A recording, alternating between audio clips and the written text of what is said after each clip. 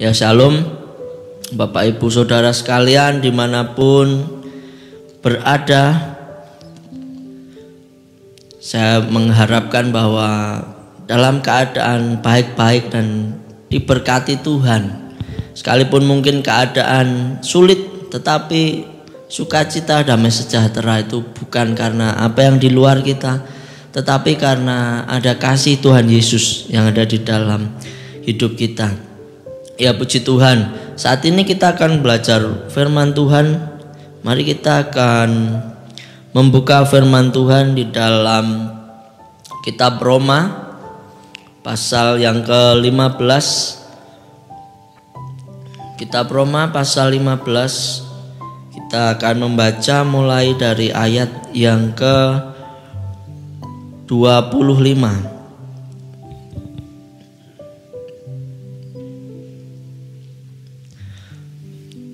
Ya, saya akan membacakannya bagi Bapak Ibu Saudara sekalian.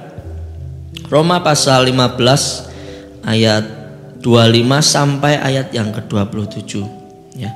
Tetapi sekarang aku sedang dalam perjalanan ke Yerusalem untuk mengantarkan bantuan kepada orang-orang kudus. Sebab Makedonia dan Akaya telah mengambil keputusan untuk menyumbangkan sesuatu kepada orang-orang miskin di antara orang-orang kudus di Yerusalem. Keputusan itu memang telah mereka ambil, tetapi itu adalah kewajiban mereka. Sebab jika bangsa-bangsa lain telah beroleh bagian dalam harta rohani orang Yahudi, maka wajiblah bangsa-bangsa lain itu melayani orang Yahudi dengan harta duniawi mereka. Ya puji Tuhan, sampai di situ.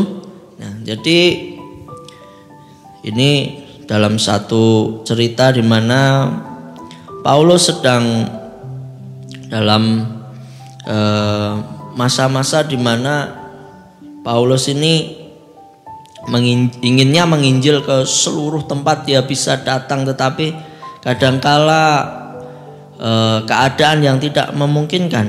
Ya. Jadi Paulus menulis surat kepada jemaat yang ada di Roma.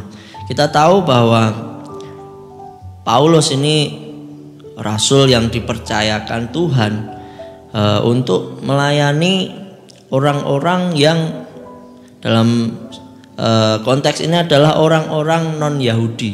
Jadi orang, ya bisa disebut kalau dalam keadaan waktu itu adalah orang-orang kafir, orang-orang bukan orang Yahudi. Ya.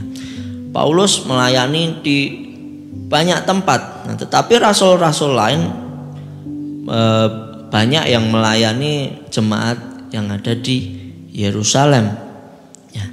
Nah, inilah surat yang ditulis Paulus kepada orang-orang yang ada di Roma. Di situ dikatakan dia sedang dalam perjalanan ke Yerusalem untuk mengantarkan bantuan kepada orang-orang kudus. Ya. Jadi ada satu latar belakang yang kita perlu ketahui ya. Kenapa kok Paulus saat itu mengantarkan bantuan ke Yerusalem ya. Bagaimana sih keadaan Yerusalem saat itu sampai Paulus ini mengantarkan bantuan untuk jemaat di Yerusalem ya. Jadi keadaan waktu itu adalah ya, kalau kita melihat, kita bisa lihat apa yang ditulis Paulus ketika dia mengatakan bahwa banyak orang-orang di Yerusalem ini yang sedang dalam keadaan sulit ya. Jadi setelah, kalau kita melihat lagi di saat-saat masa Pentakosta ya, pencurahan Roh Kudus, waktu itu orang-orang Yahudi itu yang menjadi percaya Tuhan Yesus itu menjadi banyak, menjadi sangat banyak.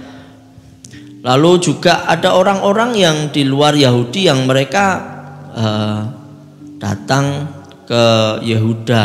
Mereka mengikuti cara hidup orang Yahudi seperti itu, dan mereka juga menjadi murid-murid Tuhan Yesus. Mereka tinggal di Yerusalem. Jadi di Yerusalem ini jadi perkumpulan ya, orang-orang yang mereka rindu untuk meningkatkan iman kepada Tuhan, iman sejati yang mereka dengar di dalam Tuhan Yesus. Jadi keadaan waktu itu adalah banyak sekali orang yang diselamatkan ya, baik orang Yahudi maupun juga orang-orang yang dari luar Yahudi tetapi mengikuti tata cara hidup orang Yahudi yang juga percaya kepada Tuhan. Nah, tapi keadaan waktu itu adalah keadaan yang sangat sulit ya, yaitu di awal-awal terbentuknya gereja Tuhan, mereka mengalami yang namanya penganiayaan ya. Di situ ada pergolakan ya masyarakat yang menyebabkan orang-orang Yahudi yang tidak percaya kepada Tuhan itu juga mereka melakukan pemberontakan dan kekerasan ya. Jadi pengikut-pengikut Tuhan Yesus ini dalam keadaan yang tidak enak ya, antara juga terhimpit oleh sesama saudara Yahudi tetapi juga oleh waktu itu pemerintah Rom. Jadi mereka dalam keadaan yang sulit. Bahkan waktu itu dalam pemerintahan Herodes menindak sangat kejam ya kepada jemaat ya. Mereka sampai ya kelaparan, mereka tidak memiliki bahan makanan gitu. Ya kalau kita ingat ya, jemaat mula-mula mereka hidup bersama-sama, mereka membagi-bagi apa yang mereka miliki, mereka menjual apa yang mereka miliki lalu dibagi bersama. Nah, itu terjadi karena memang keadaan waktu itu adalah bukan keadaan yang mudah. Mereka saling tolong menolong, saling membantu. Nah, inilah keadaan jemaat di Yerusalem ya, sampai masa di mana Paulus juga melayani bangsa-bangsa di luar Yerusalem. Itu pun mereka masih dalam keadaan yang sulit ya. Kalau kita lihat di dalam surat Ibrani ya, kitab Ibrani pasal 10 ayat 32 sampai 34, di situ dikatakan ya, tetapi tetaplah ingat masa lalu kalian, waktu itu setelah kalian diterangi, kalian bertekun menghadapi perjuangan yang berat dan banyak penderitaan. Nah, di sini Paulus mengingatkan ya orang-orang Yahudi. Nah, kadang kalian dijadikan tontonan umum ya, sambil menanggung hinaan dan kesengsaraan, dan kadang kalian ikut menderita bersama-sama orang-orang yang diperlakukan seperti itu. Kalian menunjukkan kepedulian kepada orang-orang yang dipenjarakan, dan kalian tetap sukacita ketika milik kalian dirampas, karena kalian tahu bahwa kalian memiliki harta yang lebih baik dan lebih bertahan lama. Nah, ini adalah juga bisa menggambarkan bagaimana Paulus mengingatkan kembali bahwa keadaan waktu itu sulit ya. Keadaan ini mengingatkan kembali bahwa keadaan waktu itu sungguh tidak enak ya. Nah, maka Paulus ini ya, sebagai rasul Tuhan yang melayani Tuhan, dia juga tergerak hatinya. Dengan cara apa? Nah, inilah yang akan kita pelajari, yaitu Paulus sebagai pelayan Tuhan yang baik, ya tidak hanya peduli mengenai yang namanya pelayanan rohani, tetapi ternyata Paulus itu juga peduli dengan yang namanya pelayanan memenuhi kebutuhan jasmani. Dengan cara apa? Nah, inilah yang dinamakan koordinasi. Paulus mengkoordinir jemaat di luar Yerusalem untuk juga memberikan bantuan kepada saudara-saudara yang sedang tersiksa ya, sedang menderita di Yerusalem. Paulus mengkoordinir ya. Tadi ketika kita baca dalam kitab Roma tadi dikatakan, aku sedang perjalanan ke Yerusalem untuk mengantar bantuan ya. Secara tidak langsung Paulus sedang ya, dalam tanda kutip juga memberitahu, wah ini loh ada jemaat di Yerusalem yang membutuhkan sesuatu. Nah, secara tidak langsung dia memberitahu kepada jemaat ya yang lain untuk juga peduli kepada jemaat yang sedang mengalami kesulitan di Yerusalem. Dia katakan di pasal 15 ayat 26, sebab Makedonia dan Akaya telah mengambil keputusan untuk menyumbangkan sesuatu kepada orang miskin di antara orang-orang kudus di Yerusalem. Nah, dia juga memberikan contoh ya, yaitu jemaat di Makedonia dan Akaya, bahwa mereka juga sudah dikoordinir oleh Paulus untuk juga membantu jemaat yang ada di Yerusalem. Nah, jadi Paulus ini sebagai pelayan Tuhan, dia berusaha mengkoordinir hal-hal yang perlu, bukan hanya kebutuhan rohani tetapi juga kebutuhan jasmani. Dia memberikan satu contoh, yaitu jemaat di Makedonia dan Akaya, agar juga jemaat yang lain yang dia beri surat di dalam Roma ini juga tergerak hatinya untuk memiliki belas kasihan, untuk mengasihi. Nah, juga kalau kita lihat lagi ya, Paulus juga mengatakan ada di dalam Korintus 2 Korintus pasal 8. Di situ ada satu perikop ya, kalau di dalam LAI dituliskan pelayanan kasih.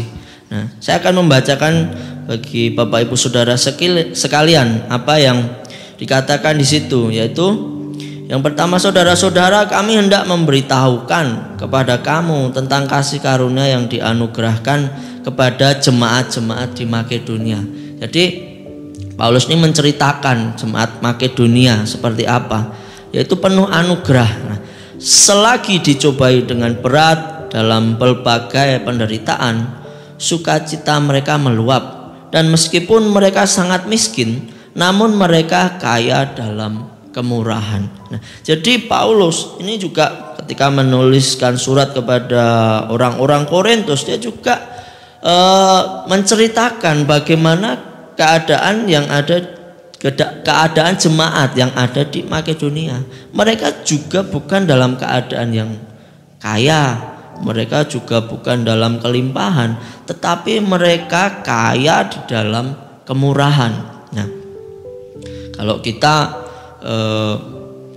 melihat bahwa di sini Paulus sedang istilahnya menstimulasi hati nurani orang-orang yang ada di Korintus untuk juga bisa mengasihi atau juga menjadi orang-orang yang kaya di dalam kemurahan seperti orang-orang yang ada di Makedonia.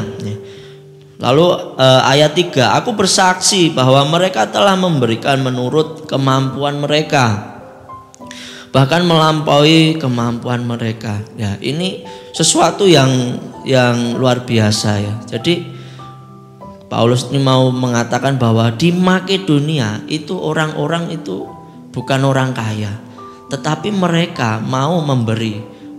Ya, kalau memberi dengan kemampuan itu sudah luar biasa. Dan di sini lebih dari kemampuan mereka. Jadi mereka memberikan sesuatu yang ekstra. Nah, inilah yang dinamakan berkorban ya. Tentu saja yang namanya berkorban itu menyakitkan. Tidak ada sesuatu korban yang enak. Nah, korban pasti sesuatu yang menyakitkan. Nah, kenapa jemaat di Makedonia ini bisa seperti itu? Saya percaya karena ada kasih Kristus yang melingkupi mereka. Tadi kita nyanyikan lagu Kasih Yesus Indah Dalam Hidupku, menghiasi hati dan jiwaku. Tidak ada yang dapat melampaui kasih Kristus. Nah, itulah yang membuat jemaat di Makedonia ini juga mampu untuk melakukan tindakan kasih yang lebih dari kemampuan mereka. Ini luar biasa. Inilah yang dicontohkan Paulus kepada jemaat di Korintus. Untuk apa? Ya, ini untuk salah satunya mengkoordinir juga jemaat di Korintus agar mereka juga memiliki kerinduan yang sama, hati yang sama, hati yang penuh kasih untuk menolong saudara-saudara seiman yang ada di Yerusalem. Ya. Lalu ayat 4, dengan kerelaan sendiri mereka meminta dan mendesak kami supaya mereka juga beroleh kasih karunia untuk mengambil bagian dalam pelayanan kepada orang-orang kudus. Nah, ini luar biasa lagi ya. Jemaat di Makedonia ini ternyata di situ dituliskan dengan kerelaan sendiri. Jadi ternyata Paulus ini memberi kesaksian bahwa mereka tidak dipaksa. Orang-orang Makedonia ini bukan dengan terpaksa ya memberi itu, tetapi dengan kerelaan. Nah, bahkan mereka meminta dan mendesak kami. Nah, jadi jemaat di Makedonia itu mendesak Paulus ya, untuk mereka bisa juga mengambil bagian untuk membantu saudara-saudara seiman. Wah, ini yang dinamakan kasihnya penuh. Kalau tidak memiliki kasih yang penuh, tidak bisa melakukan seperti ini. Ya. Jemaat di Makedonia mereka luar biasa. Mereka ingin ya mengambil bagian di dalam kasih karunia. Mereka sadar bahwa ketika mereka memberi itu bukan beban. Bahwa mereka memberi itu bukan sesuatu yang merugikan, tetapi ketika mereka memberi itu mereka merasa mereka sedang masuk di dalam yang namanya kasih karunia. Mereka sedang mengaplikasikan kasih karunia yang diberikan Tuhan dalam kehidupan mereka, sehingga dikatakan di situ ya, supaya mereka juga beroleh kasih karunia untuk mengambil bagian dalam pelayanan orang-orang kudus. Ya. Melayani orang-orang kudus itu satu kasih karunia ya, karena melayani apa yang dimiliki Tuhan, jemaat Tuhan. Nah, ini luar biasa. Mari kita melihat apa yang sedang dilakukan oleh Paulus, yaitu sedang berusaha mengkoordinir jemaat-jemaat lain. Nah, kita juga perlu ya untuk melakukan itu. Tapi tentu saja kita semua memiliki kapasitas masing-masing. Kita memiliki kapasitas yang berbeda-beda. Ya, Paulus menyampaikan kehidupan jemaat di Makedonia itu agar mereka menjadi inspirasi bagi jemaat di Korintus, bahwa apa yang dilakukan itu memang sangat-sangat sangat-sangat menyenangkan hati Tuhan. Apa yang dilakukan itu adalah bukan beban tetapi bentuk kasih karunia yang justru itu akan menguntungkan bagi jemaat di Korintus ya. Mengapa Paulus mengkoordinir ini ya? Karena koordinasi itu ternyata penting ya. Ya, tentu saja seperti tadi saya bilang, setiap orang punya kapasitas masing-masing, tetapi di sini kapasitas Paulus adalah seorang rasul yang memang memiliki kapasitas yang luas untuk mengkoordinir. Paulus merasa koordinasi itu penting karena apa? Kalau tidak dikoordinir maka ya ada sesuatu yang terputus ya. Mungkin kalau kita tidak dikoordinir, kita akan sebagai jemaat awam bisa bingung, mau melakukan apa. Sebenarnya mungkin memiliki benih-benih kasih, memiliki kerinduan untuk mengasihi, tetapi karena tidak ada yang mengkoordinir ya tidak tahu apa yang harus dilakukan. Nah, tetapi di sini Paulus sebagai pemimpin ya, dia luar biasa mengkoordinir jemaat-jemaat untuk juga membantu untuk mengasihi ya. Koordinasi itu sangat baik, tetapi itu bukan hal yang mudah, pasti memiliki tantangan karena ya orang bermacam-macam ya. Ada yang dikoordinasi malah merasa ditekan atau merasa diatur-atur, bisa jadi. Tetapi saya percaya kalau semua dengan ketulusan untuk Tuhan pasti ada damai sejahtera. Sekalipun ya ada pasti tantangan, orang-orang yang tidak ingin diatur, orang-orang tidak ingin dikoordinasi, itu ada ya. Orang yang kadang tidak bergerak itu karena tidak ada otoritas di atasnya yang mengkoordinir. Jadi penting seperti apa yang dilakukan Paulus, yaitu mengkoordinasi. Ya. Lalu apakah kalau begitu kita harus menunggu pemimpin? Tentu saja tidak selalu ya. Tentu saja tidak selalu. Nah, kita bisa memimpin dalam skala kecil. Ya. Kita bisa memimpin ya dalam skala kecil. Kita semua bisa. Kita sebagai anak-anak Tuhan ya, setiap minggu sudah hamba-hamba Tuhan di tempat ini memberi contoh-contoh hal-hal yang bisa kita lakukan untuk kita bisa melakukan tindakan kasih ya. Mengkoordinir teman-teman, ayo melakukan tindakan kasih seperti ini, seperti ini, seperti ini. Itu sangat baik ya. Nah, kalau kita tidak bisa mengkoordinir sesuatu yang besar ya, kita bisa memulai dari diri kita sendiri. Kita bisa memulai dari diri kita sendiri, sekalipun belum ada yang lain ya. Ya, kita pimpin diri kita sendiri untuk mengasihi. Nah, nanti pasti juga akan bertambah ya. Tidak kita memimpin diri kita sendiri terus, tetapi kita mulai ya bersama-sama dengan rekan-rekan yang lain, semakin luas, semakin luas. Nah, puji Tuhan, gereja Tuhan di tempat ini ya, Bapak Gembala juga hamba-hamba Tuhan yang lain terus mendorong kita untuk saling mengasihi. Seperti kemarin juga dalam ibadah disampaikan bahwa ya ada beras yang belum ada teman-temannya untuk dibagikan kepada jemaat. Ya, mari kita bersama-sama juga menanggapi hal-hal seperti itu. Karena apa? Itu juga yang ternyata dilakukan Paulus untuk mendorong jemaat itu melakukan tindakan kasih ya, untuk melakukan tindakan kasih yang sebenarnya saya percaya itu sudah ada di dalam diri kita, benih-benih kasih. Nah, maka mari ketika ada pemimpin yang menyampaikan sesuatu untuk mengajak kita, mari kita excited, mari kita bersemangat, kita bersama-sama melakukannya. Saya percaya itu akan menjadi berkat ya buat jemaat-jemaat yang lain ya. Kita tidak pernah tahu apa yang sedang dialami oleh rekan-rekan kita mungkin ya. Antara satu dan yang lain, wah, saya tidak tahu kalau bapak itu kekurangan ya. Saya tidak tahu kalau ibu itu sedang mengalami masalah, kita tidak tahu. Memang kita tidak mungkin tahu karena tidak mungkin mencari tahu semua orang. Nah, tetapi dalam hal ini mari kita, ketika kita dikoordinasi, mari kita melakukannya agar ini bisa menjadi berkat bagi saudara-saudara seiman ya. Mari kita lakukan ya penguatan rohani dan jasmani agar dalam Tuhan kita saling menolong, itu menyenangkan.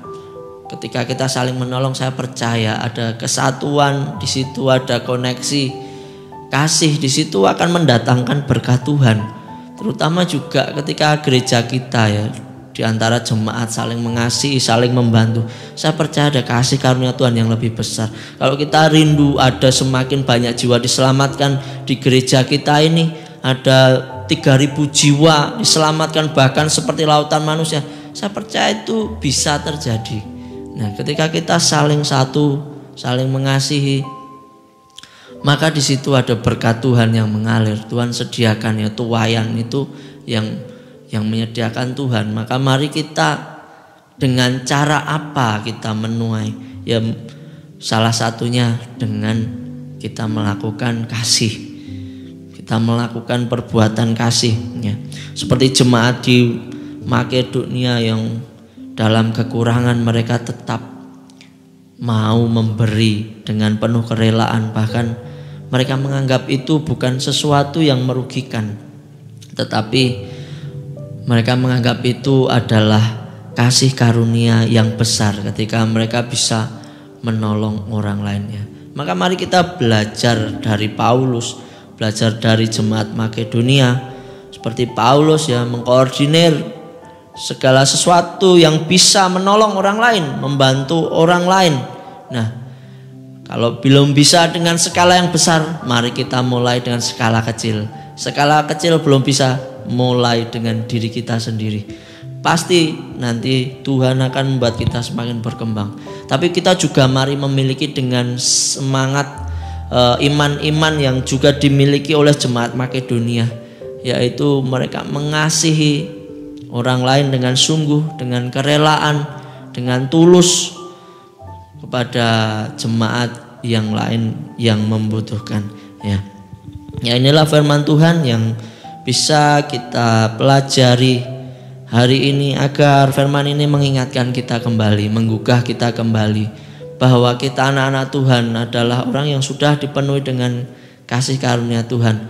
Mari dengan apa yang kita miliki saat ini, mari kita belajar untuk membantu orang lain